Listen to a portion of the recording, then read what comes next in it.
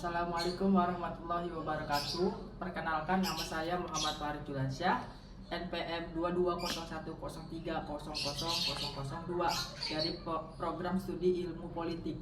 Saya hari ini akan membahas pemikiran politik fundamentalisme Islam. Agama Islam adalah agama terbesar di Indonesia dengan pertumbuhan yang jumlahnya saat ini mencapai 231 juta penduduk yang memeluk Islam dari total 250 juta penduduk di Indonesia. Islam dipandang tidak hanya sekedar agama saja, namun juga memiliki tuntunan hidup yang lengkap dengan perintah tentang perilaku moral, ekonomi, dan politik baik itu bagi individu maupun bangsa. Namun, dalam diri umat Islam sendiri terjadi perbedaan pendapat mengenai bentuk negara ideal saat ini, khususnya yang berbicara soal Islam dan negara. Pada pemikiran politik Islam modern memiliki 3 bentuk tipologi Islam dan negara. Pertama, tipologi hubungan organik, di mana menurut kelompok ini agama Islam dianggap sebagai agama sekaligus negara serta menempatkan Islam selaku agama sempurna mengatur semua aspek hidup manusia termasuk ke dalam kehidupan politik. Yang kedua, tipologi sekuler yang menyebutkan Islam sebagai agama murni sama dengan agama lain yang tidak mengajarkan bernegara dan bermasyarakat. Maka dipisahlah dengan negara dengan agama. Ketiga, tipologi modern yang menolak klaim the ekstrim Islam yang mengklaim Islam agama lengkap, serta juga menolak klaim sekuler yang menyebutkan Islam tidak memiliki kaitan pada politik. Menurut kelompok ini, Islam memiliki asas moral serta etika dalam bernegara. Dengan begitu, umat dapat memilih sistem terbaik yang ada. Salah satu kelompok yang memiliki pandangan sendiri tentang Islam dan negara adalah fundamentalis Islam yang tampak dari pemikiran pada para tokohnya. Fundamentalis Islam sendiri dibagi menjadi 2 kelompok, yaitu fundamentalis Islam tradisional dan modernis. Kalangan tradisional menekankan untuk kembali pada Al-Quran hadis yang diimplementasikan di kehidupan setiap harinya. Menurut mereka, hanya Al-Quran serta hadislah sumber pokok Islam. Sedangkan fundamentalis modernis lebih condong kepada usaha dan dalam menjawab tantangan modernitas. Kelompok ini menampilkan Islam sebagai alternatif untuk menghadapi ideologi sekuler modern, contohnya nasionalisme, marxisme, serta liberalisme.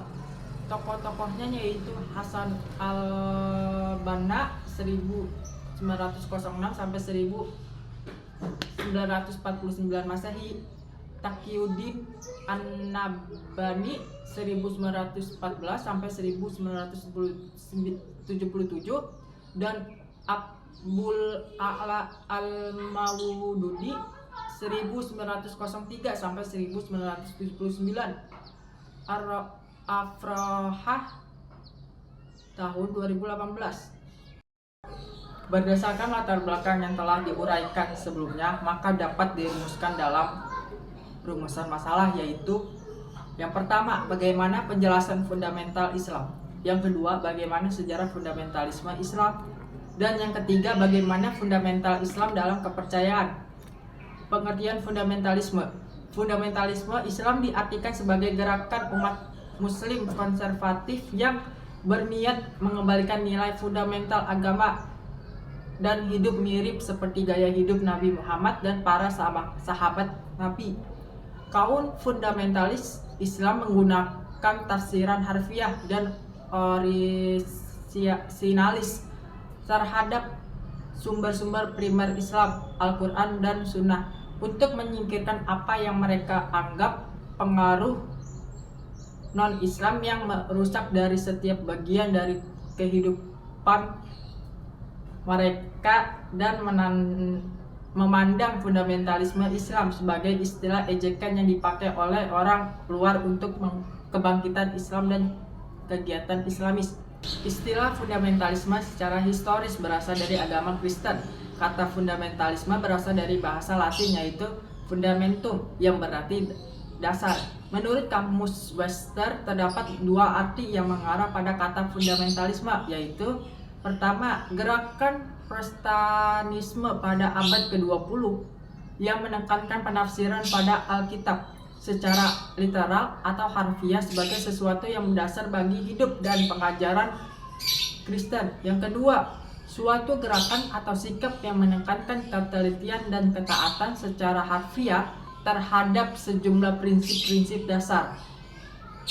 Adapun menurut Kamus Besar Bahasa Indonesia, fundamentalisme adalah paham atau gerakan keagamaan yang bersifat reaksioner yang merasa perlu kembali pada ajaran agama yang asli seperti yang tersurat dalam kitab suci.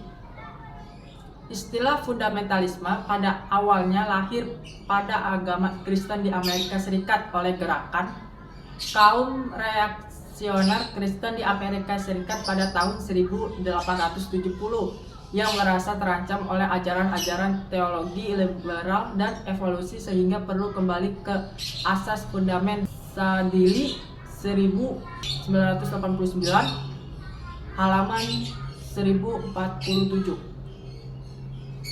Unsur penting dalam pandangan fundamentalisme Islam adalah pandangan bahwa dunia Islam sedang mengalami kemunduran dalam segala aspek. Hal ini disebabkan oleh ditinggalkan ajaran Islam oleh pemeluknya serta tidak menjadikan Islam sebagai pedoman hidup yang menyeluruh.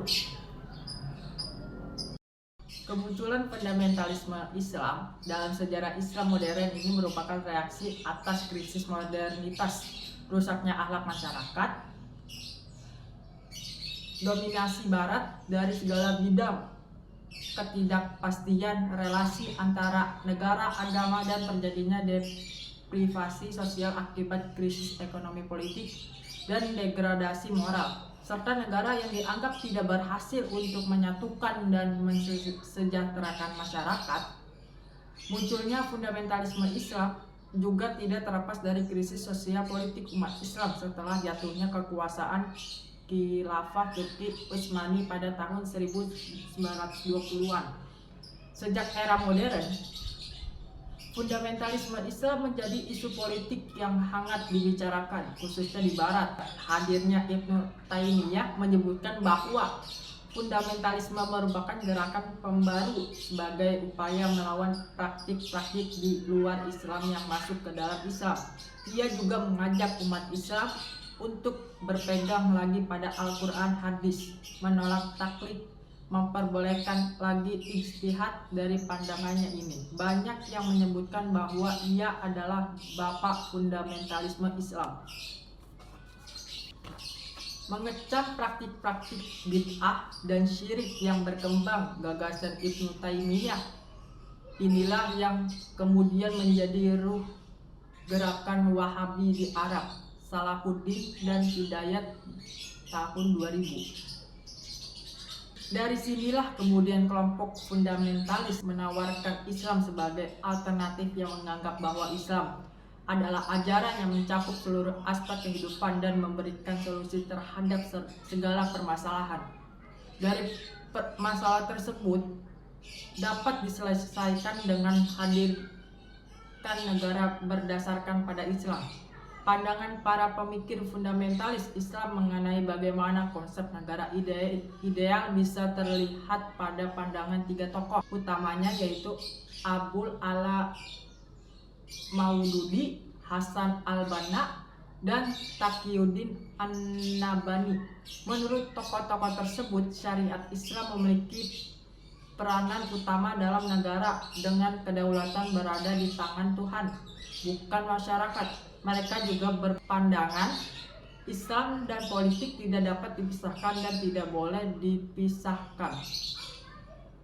Fundamentalis pada awalnya lahir pada agama Kristen di Amerika Serikat oleh gerakan kaum reaksioner Kristen di Amerika Serikat pada tahun 1870. Unsur penting dalam pandangan fundamentalisme Islam adalah pandangan bahwa dunia Islam sedang mengalami kemunduran dalam segala aspek.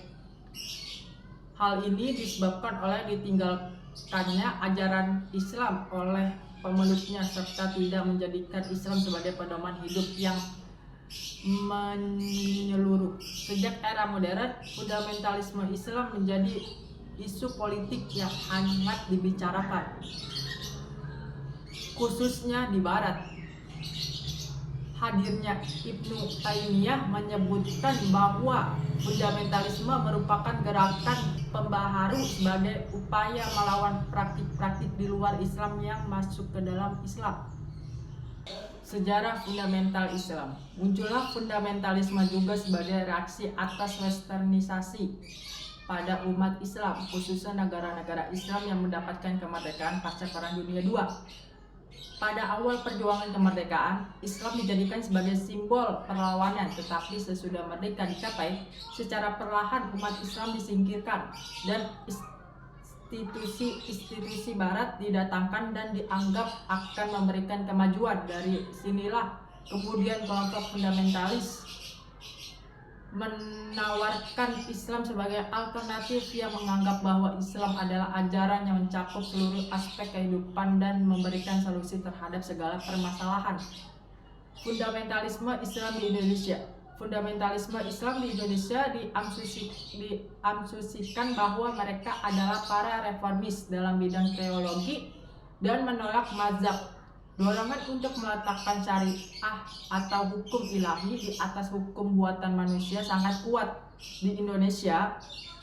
Gerakan fundamentalisme akarnya pada gerakan Padri di Minangkabau. Di antara pokok-pokok gerakan kaum Padri yang terlihat mirip dengan ajaran Wahabi adalah mereka beroposisi pada bid'ah dan khurafat. Mereka juga melarang penggunaan tembakau dan pakaian sutra. Tak hanya gerakan Padri, menurut Van Bruinesan, gerakan paling puritan di lingkungan umat Islam di Indonesia adalah persis Persatuan Islam. Selain yang disebutkan di atas, ada pula suatu kelompok yang diasumsikan sebagai gerakan fundamentalisme Islam. Di antaranya adalah Front Pembela Islam (FPI), Hizbut Tahrir Indonesia (HTI), Forum Komunikasi Ahlussunnah wal Jamaah (FKAWJ), Majelis Mujahidin Indonesia (MMI), dan Laskar Jihad. Tampaknya karena pesatnya pertumbuhan ekonomi di negara-negara Islam itu mempengaruhi akselerasi pendidikan umat Islam. Dengan begitu, maka arus pemikiran keislaman juga semakin meluas di seluruh kawasan dunia Islam yang menyuguhkan visi-visi baru. Dengan ini juga terjadinya kebangkitan Islam kultural yang ditandai dengan ledakan kaum terpelajar Islam di kalangan umat Islam, sehingga meluas arus pemikiran Islam yang hampir merata diapresiasi oleh kaum terpelajar di tanah air. Fenomena itulah yang kemudian mempengaruhi wacana pemikiran Islam di Indonesia dengan berbagai coraknya. Berdasarkan pemaparan di atas tentang Islam fundamentalis, maka dapat disimpulkan bahwa Islam fundamentalis merupakan istilah baru dalam Islam. Tetapi pada zaman Nabi ada fenomena yang sama dengan fundamentalisme Islam ini, yakni gerakan Khawarij. Sedangkan jika di Indonesia, fundamentalisme Islam ini diasumsikan sebagai gerakan para reformis dalam bidang teologi yang menolak mazhab. Mereka meletakkan hukum ilahi di atas hukum manusia dan ada dorongan yang sangat kuat di dalamnya. Gerakan-gerakan seperti itu di Indonesia diantaranya adalah persis HTI, FPI, FKWJ, MMI, dan Laskar Jihad. Faktor-faktor gerakan fundamentalisme. Fenomena aksi terorisme yang telah menelan korban materi dan ribuan nyawa melayang yang dilakukan oleh para tokoh fundamentalis membuat fundamentalisme Islam yang juga biasa dikenal dengan nama Islamisme, Islam militan, Islam radikal, dan Islam politik, dan istilah yang lain bermakna serupa dengannya, kembali ramai dan dirasa menarik serta penting untuk dibicarakan. Padahal sebelum munculnya fenomena santri teroris keblinger ini, fundamentalisme Islam dianggap sudah gagal. Misalnya dalam tulisan Rai Takeh tahun 2001 yang berjudul Islamisme Rage in Peace atau Oliver Roy tahun 1994 dalam bukunya The Failure of Political Islam dan sebagainya. Tetapi sejak munculnya fenomena santri teroris Keblinger, fundamentalisme Islam dan istilah sejenisnya mengalami apa yang oleh Wolfgang Gunther Lesch tahun 2002 disebut sebagai back on the map. Maksudnya, fundamentalisme Islam menjadi bahan perhatian dan perbincangan publik di seluruh dunia, dan minat publik untuk mengetahui gerakan tersebut kembali meningkat tajam. Di sini fundamentalisme dapat diartikan sebagai gerakan yang menuju ke dalam purifikasi, pemurnian, dapat diartikan sebagai gerakan yang secara mutlak dilandaskan ajaran agama. Prinsip dasar fundamentalisme.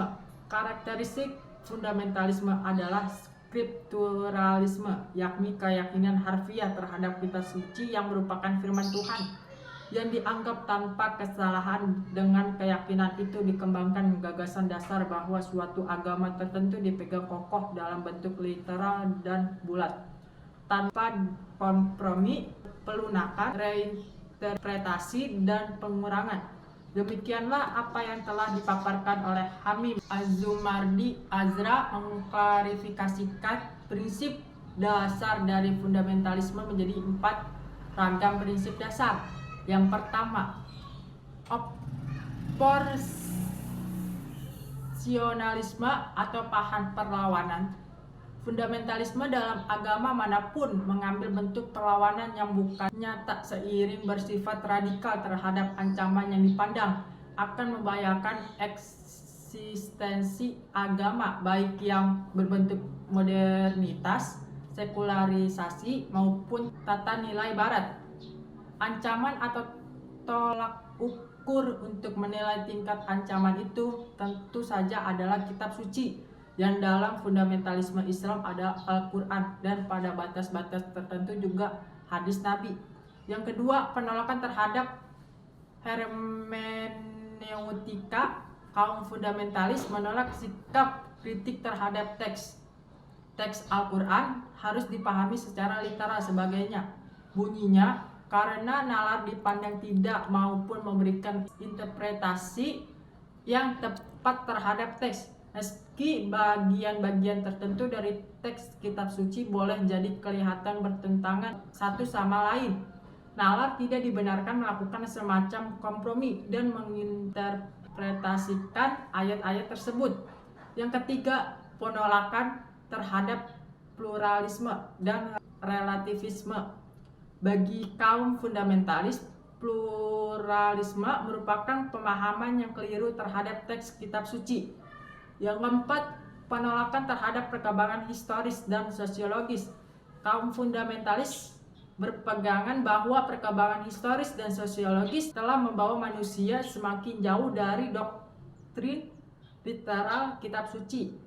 Karena itulah kaum fundamentalis bersifat historis dan sosiologis tanpa peduli bertujuan kembali kepada bentuk masyarakat ideal seperti pada zaman kaum salaf yang dipandang mengerjakan kitab suci secara sempurna.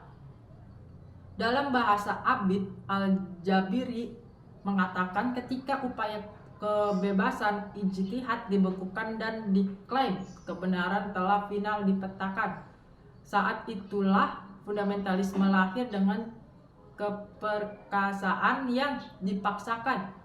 Oleh sebab itu, fundamentalisme yang pada dasarnya bersifat positif lalu bergerak liar secara negatif dan destruktif. Ruh agama tak lagi dijadikan kekuatan pembebas yang mengunjungi nilai luhur kemanusiaan humanisme.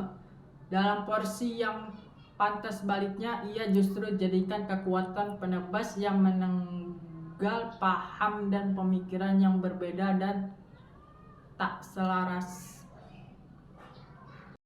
Ketika upaya kebebasan dibekukan dan diklaim kebenaran telah final dipetakan, saat itulah fundamentalisme lahir dengan keperkasaan yang dipaksakan. Karakteristik fundamentalisme yang telah mengakar membawa konsekuensi logis munculnya doktrin-doktrin yang justru mengekang. menyiksa diri, dan membatasi ruang gerak. Bukunya membebaskan. Doktrin sentral fundamentalisme adalah Islam kafah.